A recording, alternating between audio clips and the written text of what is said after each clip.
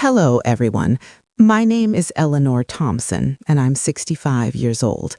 I've lived a quiet life in our old Victorian house on the outskirts of Willow Creek, but the past few months have turned it into a nightmare I never imagined.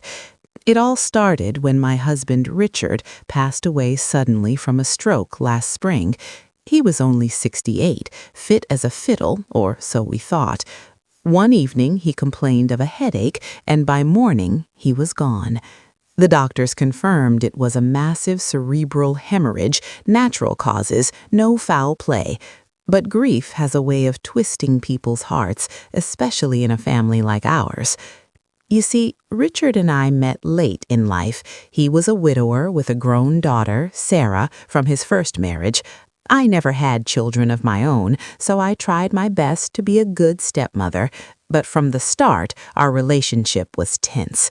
Sarah was in her late 30s when we married 10 years ago, already set in her ways, and she never fully accepted me. She'd make snide comments about how I swooped in after her mother's death, or how I must have been after her father's money. He was a successful architect with a comfortable estate. I brushed it off, focusing on making Richard happy. We traveled, gardened together, built a life.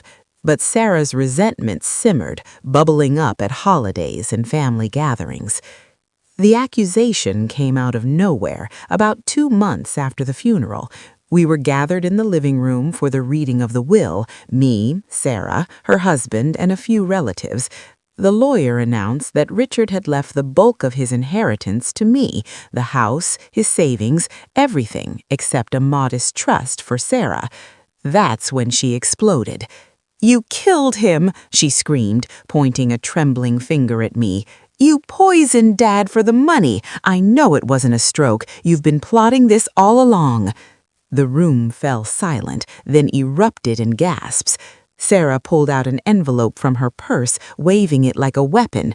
"Look at this, an anonymous letter sent to me last week. It says Eleanor bought arsenic online, disguised it in his evening tea. It details everything, dates, times. She did it for the inheritance." The letter was typed, no signature, claiming insider knowledge from a concerned friend. Whispers spread like wildfire among the family. Aunt Muriel clutched her pearls, whispering, "Could it be true?" Sarah's husband tried to calm her, but she was hysterical, demanding we call the police right then. The lawyer looked shocked, suggesting we pause the proceedings.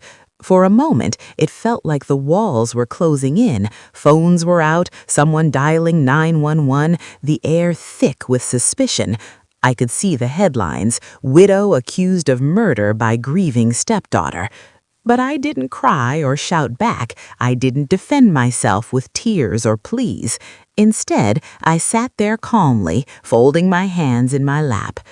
"Sarah," I said evenly, "let's review the evidence properly." Inside, my heart pounded, but I held my composure. You see, there was a hidden preparation Richard and I had made years earlier, one that Sarah never knew about.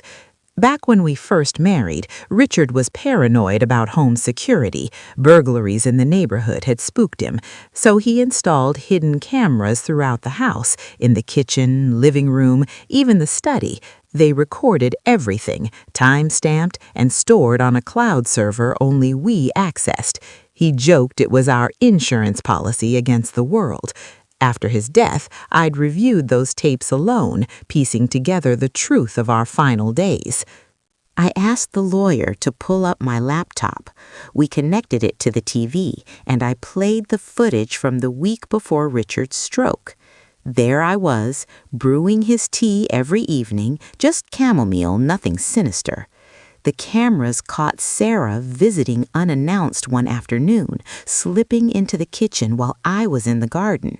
She rummaged through cabinets, then there it was. She sprinkled something into Richard's favorite tea tin, her face twisted in anger. The anonymous letter?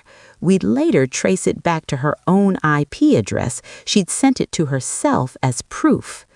The room went dead quiet as the video played. Sarah's face drained of color. "That's not—" "I didn't—" she stammered. but the evidence was irrefutable. The police were called, after all, not for me, but to question her.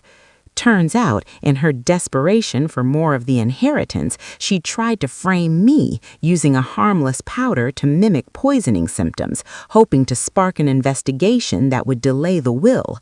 But it backfired spectacularly. She was exposed, her scheme unraveling like a cheap sweater. In the end, Sarah faced charges for attempted fraud and tampering, but I chose not to press further. I'd lost enough. As I sit here now in the house Richard and I loved, I think about what truly matters. Our love wasn't about money or legacies etched in stone. It was in the quiet moments, the shared sunsets, the way he installed those cameras not just for security, but to protect us both. His real legacy is the strength he gave me to face the storm without breaking. And in forgiving Sarah, well, perhaps that's mine. Life's too short for more poison.